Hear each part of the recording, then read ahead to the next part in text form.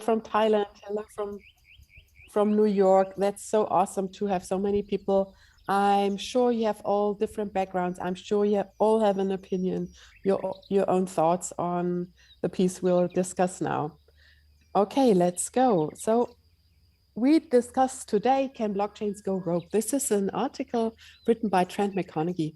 It has been published in February 2018, so 4 years from now. And it's actually also the first article that mentioned token engineering as a discipline.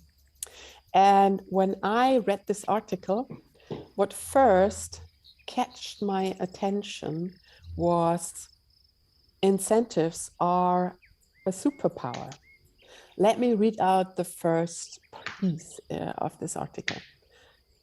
The blockchain community understands that blockchains can help align incentives among a tribe of token holders.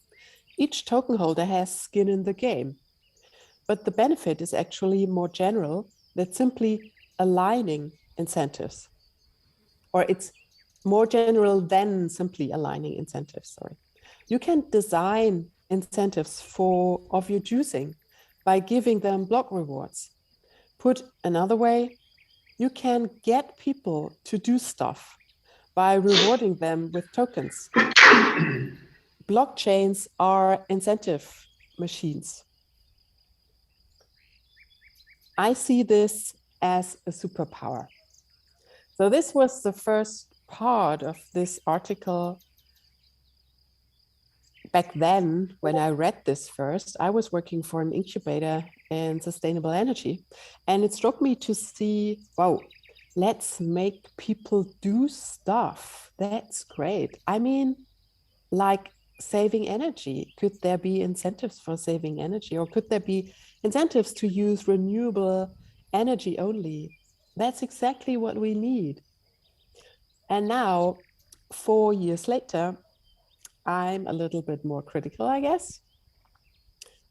Because think of, is there a reason why particularly DeFi took off and took over almost 100% of the Ethereum ecosystem?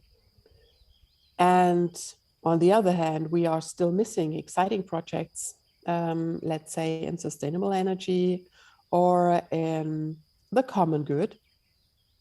Sure, there are plenty of great projects, but what about the incentives here? I'm still convinced that incentives can make people do stuff, and profits actually make people do stuff. And there's no way to ignore it, of course. And there's a second thought I'd like to share. You might have heard about nudging. So this is a concept from behavioral economics. It has been applied in the domain of public policy making, and it's claiming to change people's behavior by ways that promote a more preferred behavior rather than obstruct it. So, right, instead of setting up all kinds of limitations or ban things, you try to direct people's behavior via nudges, via tiny little incentives. Now, some people say, oh yes, tokens are a new way of nudging. It's like nudging in the crypto space. But to me, it's actually much more. I think incentive design is way more because we can ultimately overcome this very simplistic bi-directional relationship in the digital world of buying and selling. In a crypto economic system, you have to think about the stakeholders in a system and about their motivation and how to attract them to an ecosystem and what could be their role and how to balance the power and influence of these different stakeholder groups. And this is different from building digital products And this is different from selling products. So the design space is huge, and we have just explored a tiny little piece of it now, 4 years after this article was published. Now, incentives. I see this as a superpower, quoting Trent. What do you think? Anybody who wants to add something? Martino, you have added a thought to the chat. Do you want to switch on your mic? Yeah. I was reading the article is quite interesting. I always fascinate about governance and incentive in blockchain. And as I wrote down, I think that there is always this Vorteil, Nachteil. So there is an advantage, a disadvantage for everything you do. And building incentive could be something strategic and done by engineering. And this is why I'm fascinating, but I think that there are other reasons at the beginning. And looking the history of blockchain, probably there was something more than not just have some token or some or make some serious money. Yeah. There are, Rohan, you also want to add something. Thanks for sharing. Yeah, hi, can you hear me? Yes, we can hear you well. Maybe, would you like to share where you come from? That's always nice to see. Sure, I'm from Bangalore in India. So any other Indians, please hit me up. I would love to meet you to talk more about this. So my thoughts are, okay, so I am not really a fan of behavioral economics because I think most of it does not scale well from the lab conditions. Either the incentive payoff is not big enough, or people find ways to cheat around those mechanisms. But I am a fan of a German psychologist named Gerd Gigerenzer, who is unfortunately not as well known, but I think people should read him more, because a lot of the incentive designs that we undertake seem to ignore that we came from the savannas and we have a specific evolutionary pathway that cannot easily be circumvented, no matter what incentives that you put in. You can redesign the environment to maybe at a small scale to better reflect preferences that you want. Or, I mean, we have been solving problems like, let's say, the tragedy of the commons for a very long time. First, there was religious aspects to it, that you don't do certain things, that they through religious punishments, more like. It wasn't incentive design as such. It was that if you did something that went against the commons, you would be punished. And even our penal system is based on that. So there are clear things that work. What I feel is that where I would disagree slightly, I'm not a big fan of the Bitcoin community, just to say, because I've been in that community for a while. I think a lot of them are completely insane. So where I would disagree with Trent, and to some extent you, is that financial instruments are far better ways to incentivize people, or DeFi is a far better way to do this than say creating an assortment of tokens. The main reason is because if you look at the history of capitalism itself, so I guess the Dutch invented it. So what did they actually invent? They didn't invent markets. Markets have been around forever. So the inventions of capitalism was, how do you create new markets? So they discovered new things, or they built new things, and they created new markets. Everyone talks about capitalism as creative destruction, but a lot of things from that age have still survived because they adapted to the new technologies. They took it over. It's not all buggy with producers. And the main reason this was possible is because of pooling and insurance. So And especially if you have a hybrid between the pooling and the insurance, so like a stock market is a form of insurance for the operator of a company, but it's also a form of diversification for someone who has a lot of money. So it's this hybrid instrument. And with DeFi, this is where I would disagree with Trent. We can, including Bitcoin. Bitcoin is a new type of financial instrument which allows you to do things. It's just that the Bitcoin community has gone completely insane. So if we have better instruments over here, better financial instruments over here, we will be able to reach a point where, say, okay, one of the problems with, like you mentioned, renewable energy, how do you incentivize people to use more renewable resources? Okay, one way to do that is maybe not, make renewable energy better, right? Because when the sun doesn't shine, solar goes out. When the wind doesn't blow, so maybe you don't incentivize individuals, you incentivize innovation, right? So figure out how what kind of financial instruments can we create for better battery technologies? What kind of better financial instruments can we create to create like a DC superconducting grid? And Rohan, finance the thanks. same. That's great. I try to wrap up what you say, just to also hand over to many more who raised their hands. And thanks for sharing your thoughts. This conversation shouldn't be over here, because you're raising important thoughts that have been and should be a topic in our community as well. As far as I understand, you say money and financial instruments are an important driver.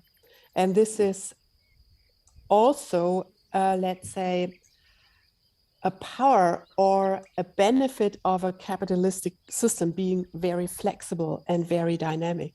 Now, probably the question or the goal we share and have in common, Rohan, is how can we use such instruments in a way that we don't exploit, that we don't harm, that we don't suppress, and tackle the challenges of the 21st century, and there are so many.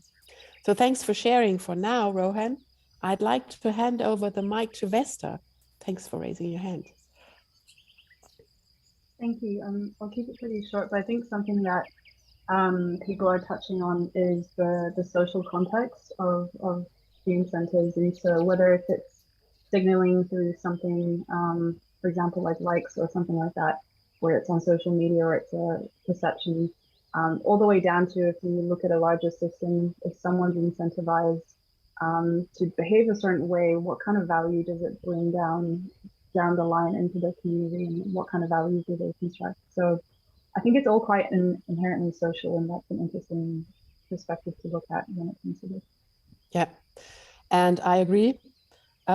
Let's keep in mind, we are building socio-technical systems. Many people in the crypto space focus on the technology only, but there's this social element in being a really great opportunity and richness in these systems, but also a challenge. And yeah, Vesta, I think should handle it carefully and with attention. And this is what token engineering tries to achieve as well. Thanks. You can stay here if you'd like to add anything else, Vesta. And there's Alex. Alex. Oh man, there's a lot of hands up. Vesta actually did a really nice job covering a couple of the high points I had. I've been throwing some things in the comments just to aid in collaboration. But yeah, what's fascinating to me is the improvements in signal. So when you don't have intermediaries in systems, I'm speaking very macro here, it changes dynamics. And this is what we see with banks in the traditional sense. This is what the average person sees. They put their money in a banking account wherever it may be. And usually the client doesn't know because the user experience is pretty good, right? And that's something that we're all working on in the crypto space. But those returns are so small because there's accountants, there's legal people, and that all removes the possibility for, if we're talking about the financial component of APYs, of yield of any kind to generate more of that income. But they are loaning out that money. they are doing things to give themselves back value. And I think when we remove that and allow smart contracts, for example, there's other mechanisms, of course, to do that, we create a completely different environment for human incentives. And it's interesting to think about the macroeconomic lens, because it's important to remember that all of these brand new systems always start with hyper-financialization. It's because it's what we've always known. It's what we always start with. And that's where my optimism is. You see some of these DAOs, and they're almost like, because you're removing humans from the equation, you're trying to remove management. You don't want management. You want to incentivize people to manage themselves, to empower themselves.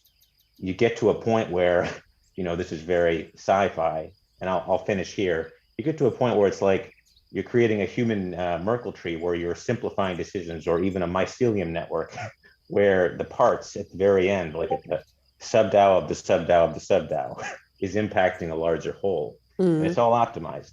Again, that's a little crazy right now because we're transitioning. Yeah, but I hear but you. It's a possibility space that only exists because of these the signal improvements. That's where I'll end. Yeah, thanks. Thanks for sharing this, Alex. This resonates. Currently, there is actually coordination for the common and global public good is a big topic, particularly driven by Gitcoin. And I think we just started to explore what token economies can mean for global coordination. And yeah, thanks for sharing, Alex. Also, if you have any links you'd like to share, everyone, just make sure you drop it in the chat. We'll share the meeting notes and the chat notes in our Discord channel so that you can go back to it. Now, I'd like to give the mic to the last person on this topic, and then we'll continue reading. But it's mind-blowing how many people we have in the call and how many comments you have. And we'll run these sessions on a rolling base. Maybe we can even decide this week when the next session should be. And if you'd like to host the continued conversation on this article and incentives as a superpower, let us know. Send us a message on Discord or via email. We'll be happy to support you, and let's make sure we can continue the conversation. Mohammed, you've raised your hand. Yeah, we can hear you. Can you hear me? Perfect. Mohammed, So, where are you located? I'm located in New York. Okay, great to have you. Great. So I just want to follow up on what Rohan said in terms of financial incentives, in terms of money. There was actually a very interesting report in terms of a daycare center where people had issues of parents picking up their kids late. So they decided to charge an extra fee on parents who would decide to come late. And it was interesting enough that at the end of that, there was actually more parents coming late because they decided to pay the fee of what such. So I think when it comes into incentives and whatnot, there has to be a system that also dissuades a number of participants to say that such isn't necessary in a sense, not to say necessary, but I think it makes it interesting that there's the disincentives, parts of incentives as well as incentives. And if the other side isn't strong enough, there becomes a system where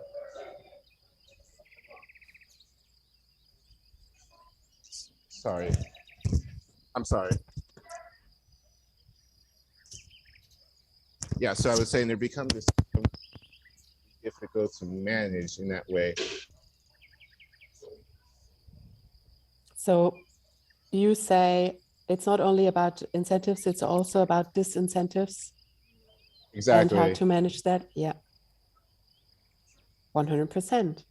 I mean, and tokens are a great way to manage, also to build up disincentives like access rights, power, or even ban or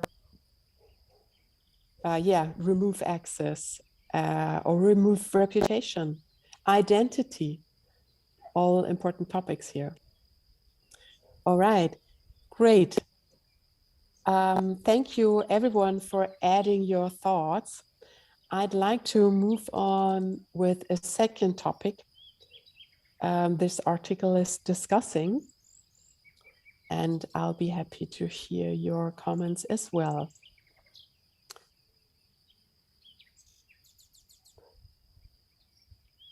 The second piece is about bridging the gap between my intent and what the machine thinks I want. Trent says, what I learned setting the objective function and constraints is hard. Communicating intent is hard. This idea underpins Nick Bostrom's paperclip maximizer. Suppose we have an AI whose only goal is to make as many paperclips as possible. The AI will realize quickly that it would be much better if there were no humans, because humans might decide to switch it off. Because if humans do so, there would be fewer paperclips. Also, human bodies contain a lot of atoms that could be made into paperclips. The future that the AI would be trying to gear towards would be one in which there were a lot of paperclips, but no humans. In this scenario, the humans communicated the main goal, maximize paperclips, but missed a key constraint, namely, don't destroy humanity. But then, how do you specify the latter constraint? Yeah, it's hard. It doesn't even matter if the AI is really stupid. As long as it has access to resources to keep growing, our world could end up being overrun with paperclips. Optimizers and AI don't care about your intent. They just happily maximize away. Now, setting any objective is hard. And one of the big opportunities in cryptoeconomic systems, and you might experience yourself in a DAO, for example, is that we can define a purpose, right? We can establish an ecosystem around a purpose and then derive the objective function. But okay, even in human language, with an ecosystem with many players, many perspectives, how to align on a purpose and a goal. And then formulating the objective function in a human readable way is already hard. And here, in human language, we still can use metaphors, gray areas, insinuation. Now, expressing an objective function in an algorithm and a mathematical formula, or even in code, is even harder. It's way harder. And here, I'd like to invite Peter. Peter, are you here in the call? Yeah, hello. And Peter has been mentor in our program DAO reward systems. And part of this program was, can we define system health? And can we measure and optimize system health? And Peter, you might want to share some observations from this program at TE Academy. Yeah, for sure. Thanks, Angela. Hey, everyone. Yeah, so as Angela said, one of the initiatives of this research program was to get our community researchers to try and define system health and do some analysis on a few different systems or DAOs to try and see if they could measure that system health. And I think one of the, I would say, the interesting, an interesting outcome that seems pretty obvious looking back on it, but obviously we had to give it a shot, was that it's actually, well, defining system health is like near impossible, and especially for people who are observers of the system or maybe not participating in the system at the ground level. So for example, we had these community researchers who came from other parts of crypto or other communities, and they were doing research from an outside perspective on a community that they actually hadn't been a part of. And so that made it really especially difficult to define system health for that community. And so I think, I mean, obviously defining system health is a very subjective thing to do. But I think that just really speaks to the point that it has to be an organic decision that comes from the people within the system. It's probably a moving target as it is anyways. And yeah, so that was just like one of the challenges that the researchers ran into, which was interesting to look back on. And actually to kind of try and tackle that challenge, a lot of the researchers ended up participating in the communities, like joining the community calls, doing interviews with community members, surveys to the community, and like really engaging to try and like become one of the members so that they had a better perspective of what healthiness was for that system. But even then, it's a very big question that's tough to answer. So I'm sure a lot of you have maybe had that same experience, like trying to join a community and understand like what's the goal here, what's the purpose. And really the best way to do it is to just get involved and engage with the community and like talk to people, figure out what everyone else is there for. And so yeah, it's really like a organic grassroots thing that defines the purpose of a system, which is interesting. Cool learning. All right, thanks for sharing, Peter. And we have more thoughts on this in the chat. CR, you've added a comment. Would you like to switch on your mic to say it again? Yeah, absolutely. Hello, everyone. I'm Couchrishi from India. Thanks for having me here.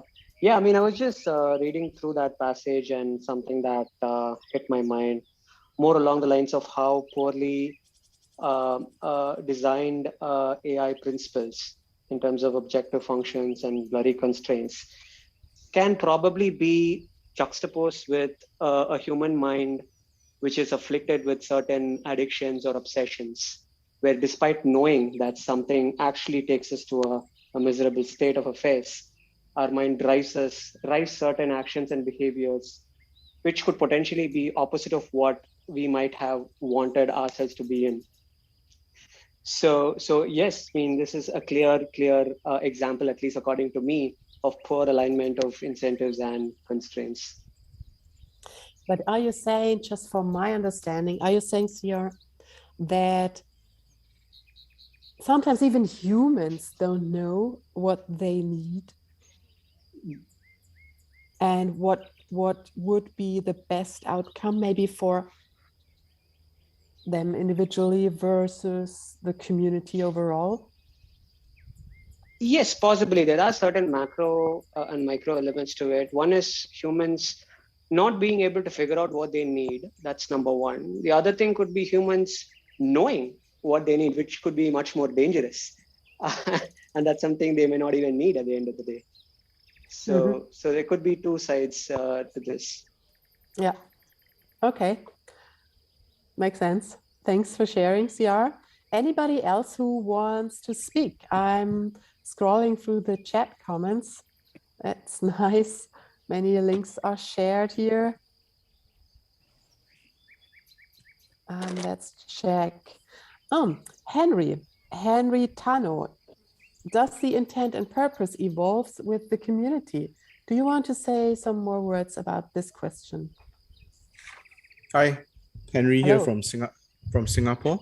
Yeah, I mean, as I work with different people, I guess while we think that like intent, purpose, even values is like objective, but as more people get involved, the interpretation of it actually start to be refined, right? So then therefore the actual interpretation of what the purpose is could evolve with additional people or people from different culture and background.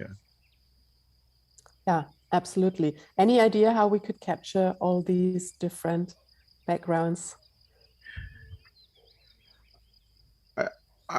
As I token guess engineers. Oh, okay. Sorry, have to think about it. No answer about it yet. I guess it's a hard question. Yeah, I think TEC captures that quite well, right? I mean, they spent like a long time to build the culture, evolve the culture, even before talking about the token. Yeah, so I thought that's something that I was quite impressed. Thanks. And thanks for contributing to our conversations. Thank you. There was a comment from Rumi. I can't find it. Do you want to add something here? Switch on your mic. I can't find it anymore.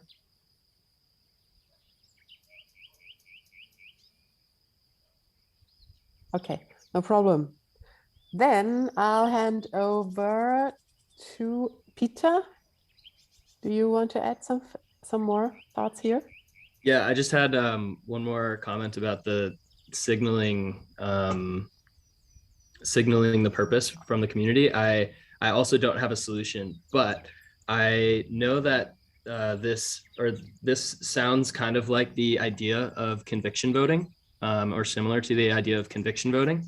And I'll send a link in the chat for an awesome tweet thread that outlines what conviction voting is for anyone who hasn't heard of it. But I think that's a lot of the idea, is being able to signal your preferences in a mechanism that could be, I mean, maybe you're signaling your preference to a certain word that you believe should be part of the mission or vision of your DAO. And yeah, using conviction voting as a way to kind of dynamically track preferences of a larger group of people, I guess. But yeah, interesting read in that Twitter thread if you're curious about conviction voting. Okay, thanks for sharing, Peter. Richard, you'd like to add your thoughts? I'm just mulling with the idea. Thank you very much for holding this call and doing all this for us, Angelica. I'm just mulling the thought of, even if you do figure out a decent way to incentivize the behaviors that we want, have the constraints in so that we make sure that we don't have we're not taken over by paper clips, so we put that constraint in, and you've managed to put some tokenomics around it. Quite often, once that community, whatever it is, becomes worth hacking, how do that's one thing to say, oh, we've got it sorted, but as long as people behave in the way that we intended to. But if someone wants to hack the system for their own gain, then I think that's also a particularly fascinating problem to be able to solve, especially if you're building something for a common good. Your incentives, your alignments, the way that you think will not be able to see the flaws that can be hacked in the system. I don't have any answers, but I just would love to hear what, that's why I think why the open source is really good, so we can learn together with that. We can see this happened here and you can bring it in. I guess it might be also a faster way for people to learn how to hack, but there we go forward. So totally. I guess there are two interesting developments here. Number one, and thanks for sharing, Bridget, there are already work streams in DAO for securing or DAO defense, like detecting hacks. So this is obviously a need that, I mean, we are now 1 year into huge DAOs spun up, and already we need defense units. And on the other hand, of course, it's always a thin line. What is an attack and what is just a direction the community takes that I don't agree on? I mean, there might be clear technical hacks and exploits, but then there are just isn't any community on the continuous emergence or evolvement, so that it's maybe even hard to define what an attack is.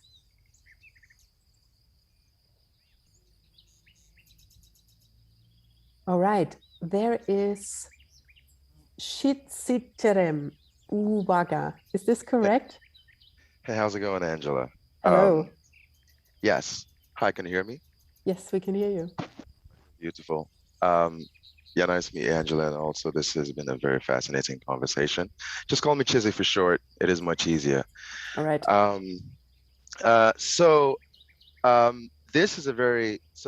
This is actually quite fascinating. There is this concept called Arrow's impossibility theorem. I'm not sure how aware people are of that. Just try to summarize in some words. Yeah. So this is in social choice theory. It actually pretty much states that when voters have 3 or more distinct alternatives, essentially options, that is in a voting electoral system that is unranked. It is essentially impossible to have everyone's, fundamental need of actually what they want to see in the community actually heard. And so you have these particular sets of criteria, which you can never truly and actually completely have when it actually comes to social choice theory.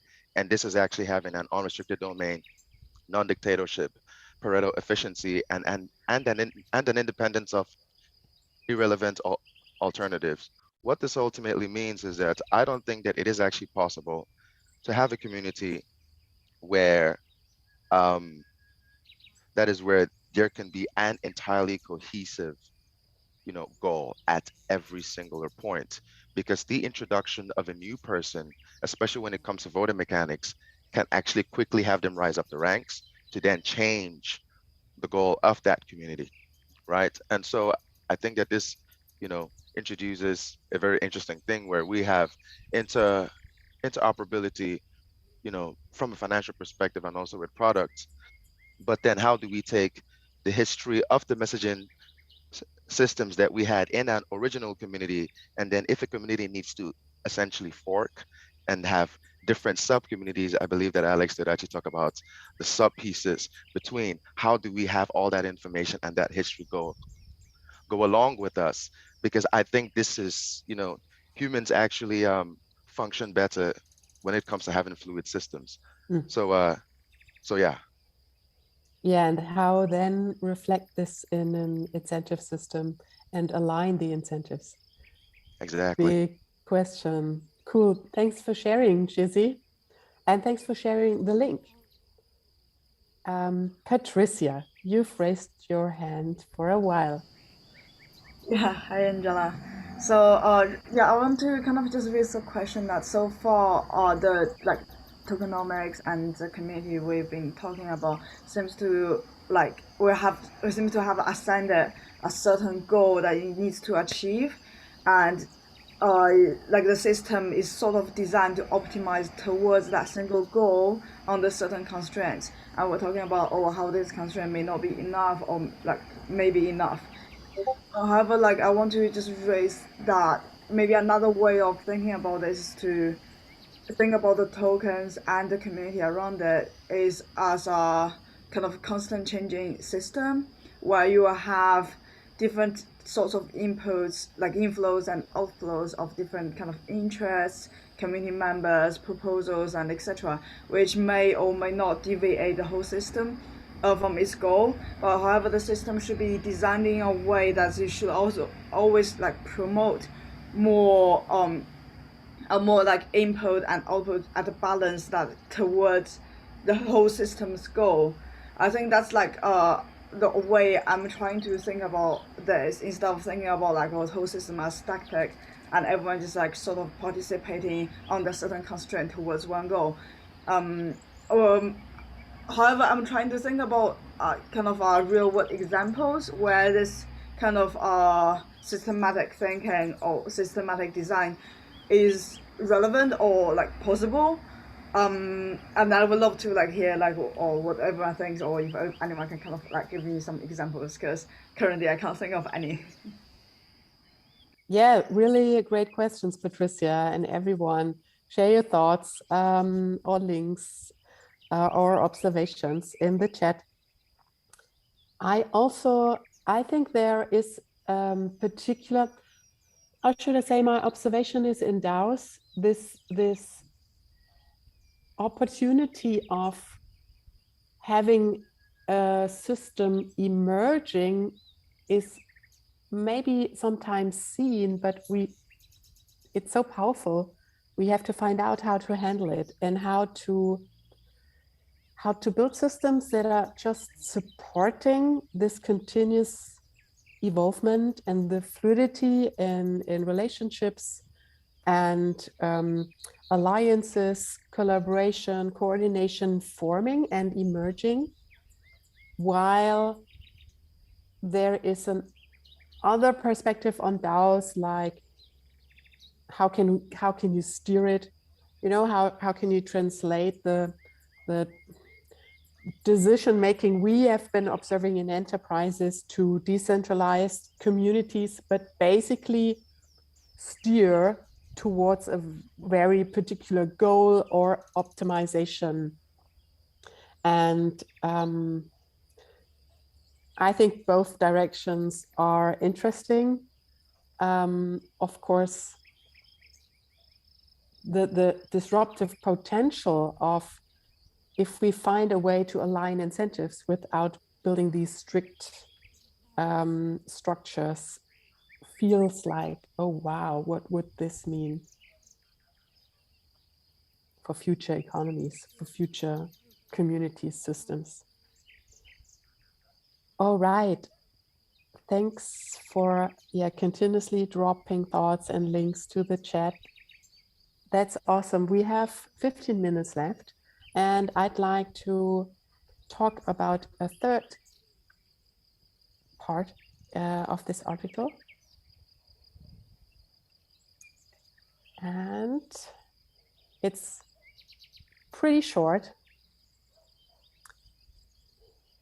I quote Trent again, or actually Trent is quoting Rolf Merkel, writing about Bitcoin as life, as a life form. Bitcoin is the first example of a new form of life. It lives and breathes on the internet. It lives because it can pay people to keep it alive. It lives because it performs a useful service that people will pay it to perform. It can't be stopped. It can't even be interrupted. If nuclear war destroyed half of our planet, it would continue to live uncorrupted.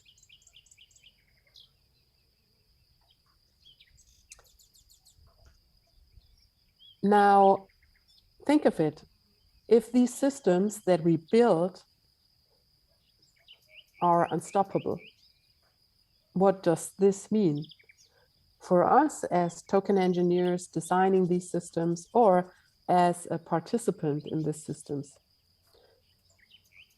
Trent is talking about useful services that people will pay it to perform. Now, what is useful? Think of the systems we have today. Think of Bitcoin. Think of Ethereum, or think of Boson Protocol, Trent's own project. What is useful? I think technology itself is never good or bad. It depends how you use it. And as we've learned today, it depends on the objective function set up at any point. Any more thoughts here about unstoppable system and what that means for us as being the ones who design it?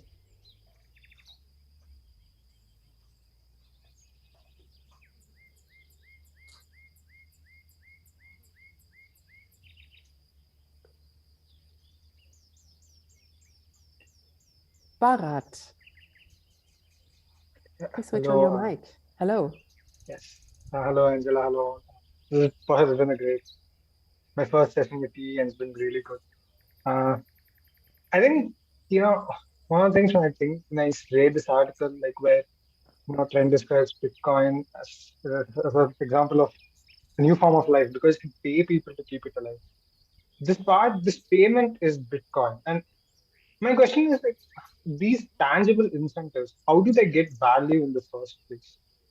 Right? They pay people to keep it alive, but how do people begin to value it? And that's something I think about. Like, so initially, I would say, like, initially when a blockchain system starts or any economy starts, we have a tangible incentive. None of, let's say, a token, it has no value. Like, how do you get it to the point where it becomes self-sustaining? And that is something, I feel like, or maybe I take one blockchain like Terra. Like, I think initially they had a lot of like crazy investors who invested, and then it came to a point where it has some value. And I think the main question here is that for me is I try to think about is, okay, it lives because you can pay people to keep it alive, but how do you actually like make that incentive valuable at the first place, right? Again, we talked about give things of value to people, but I feel like that is kind of difficult. That is a question like, I do think about how do we get to that point where it's self-sustaining? And I feel like that's the question like, I have. And that's the first thing. And also maybe another opinion is as an engineer, I think if nuclear war destroyed half of our planet, probably our systems would also be destroyed. And if Bitcoin is just a program, and that's how I think of blockchains. They're essentially just distributed programs running everywhere. I would also think that, okay, like it shouldn't be able to survive ideally, unless, you have, and plus these programs are really heavy nodes, are really heavy. Not everybody can run them. How do you, I mean, that's a question, probably if nuclear war happens, the internet would itself go away because all the ties would severe. How would this life form sustain? But I think my main question is, how do we reach it to that point? I think that gap is somewhere, I'm very interested in thinking. So your big question is how to, what's the point in how to get there when people or the actors in a system are think or see the value, right? The value of the system and the value of Bitcoin as a token. Yeah, I think Bitcoin right now, I think, like, I'm sorry for interrupting. I think Bitcoin is valuable mainly because of its secondary markets, right? Where you can trade it for a large amount of money. At least that's what I think I might be wrong. Maybe it's because of that. But Bitcoin itself doesn't have a DEX. I don't think it's easy to build a DEX. It's not easy to build a money market in Bitcoin. Area of itself, like, how do you get there? Like I feel like that's the interesting question for me. How do we get to a blockchain being completely having its own life? I think that's an interesting question. There are many hands raised, and I'd like to hand over to Omolara. Good day. Maybe you Thank have you. Hello. Maybe you have an answer. Yeah, I've been studying this guy Patrick Hart and then a couple of other DAOs, and what they do is like they usually have people, the members, they all vote, hey, we're going to put our money together to buy this one thing, or they will donate to the cause, Ethereum or any other type of fiat US currency or any currency, and then the DAO will go buy something. Like one DAO, they bought the US Constitution for $3 million. Another DAO, they bought this big giant diamond. That's what Patrick Hart did for Hex. And it creates a value that, like the Constitution of America, boy, that's only going to go up. The next time they sell that, they might get it for 7 million. So it makes their coin strong by having a real tangible asset in the world. And so just like when they bought that big, huge diamond for 500 million or whatever it was worth, that coin, those tokens are associated to that value now. So when people come into your DAO, and if they pay a membership or they have to burn some, or, you know, they have to donate or do something to be a part of it, is usually how you get that initial value. And it's noted and it's stated this, you know, we collected this much for membership, or we had 5,000 ETH sacrifice, and now we own, you know, our treasury is holding that. And I yield the floor, but I have more questions. If you want to come back to me, I want to ask some stuff. But yeah, this is one way to look at it. There are also more questions in the chat. And I guess the topic of the market and the definition of a price is a huge topic in itself. The value of money, trust in money are big topics. Happy to set up a dedicated 360 session around this topic as well. Now we have only 5 minutes left. Let's try to give 1 or 2 more people the mic. Alex. All right. I've put a lot of comments in the chat, so I'd actually be happy if someone else spoke outside of myself. Okay. Yes. Thanks, Alex. Rohan?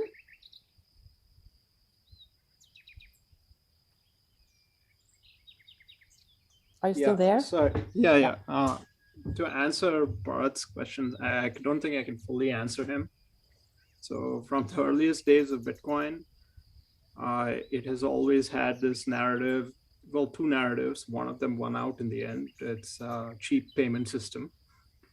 The initial thing was to replace Western Union. And it was used in that context before any secondary market usage. The biggest user was, unfortunately, the Silk Road. So banking the unbanked in the Western world, where the internet penetration was high, was essentially creating anonymous online drug markets, or quasi contraband materials markets, right? But the primary reason that most people, well, I have not sold some of the Bitcoin I have as yet, is as a collectible. That's where it gets. If you look at, go to Glassnode and look at the hodler statistics, most people have not sold their Bitcoin since they acquired them. In fact, that number keeps increasing over time. So yeah, that's where it unfortunately gets its value from, is as a collectible. So as far as the secondary market for Bitcoin is concerned, I would direct him to an essay by Nick Szabo on collectibles as money. So it should be on the Nakamoto Institute's, you can just search for it over there. But one of the points he makes is you don't need a very liquid market for money to emerge from a collectible, but you do need a liquid market for money to become a currency. So there has to be some fractionalization, essentially. So that's where I would say, yeah. So now, now the entire value proposition is the speculation that it will turn into digital gold. All right. I don't 100% agree, but I'm definitely happy you shared your thoughts, because I don't think the hodling Bitcoin is just based on you look at it as a collectible. I mean, with the value accrue we've seen over the last 2 years, I would not sell it either, just betting on a continuous value increase. Or is this what you're referring to? Yeah, so there is a part of that, but it's also this ultra libertarian group of people, right, who initially took over Bitcoin in early 2010, 2011. Most of them were extremely ideologically driven to adopt Bitcoin. That's who holds a majority of the Bitcoin till today. We don't even know most of those people as yet, right? So yeah, I shouldn't have said collectible. That was a mistake on my part. Sorry. No problem. All right. I still seeing a lot of cool comments in the chat, but we are coming to the top of the hour. I'd like to thank everyone who has been in this session today. It was really a pleasure to be with you and to spend this hour with you guys. The next session, TE360, will take place at next Wednesday, same time. You can add the event to your calendar. I've dropped the link to the chat. And for this session, please read The Meaning of Decentralization by Vitalik Buterin. And we'll discuss this article next week. Very much looking forward to it. Thank you all for being here and thank you for sharing your thoughts. Can't wait for the next session. And also, oh yes, we should share the Discord link. This should be the final step. So feel free to all join our Discord and join the TE360 channel. Here's the link. To further discuss, we'll share the chat notes and the recording in this channel. And yeah, happy to continue the conversation. Thanks, everyone. Have a great day. Thank you, everyone. Thank you. Bye. Bye. Thanks, everyone. Bye-bye. Thank you. Have a nice day.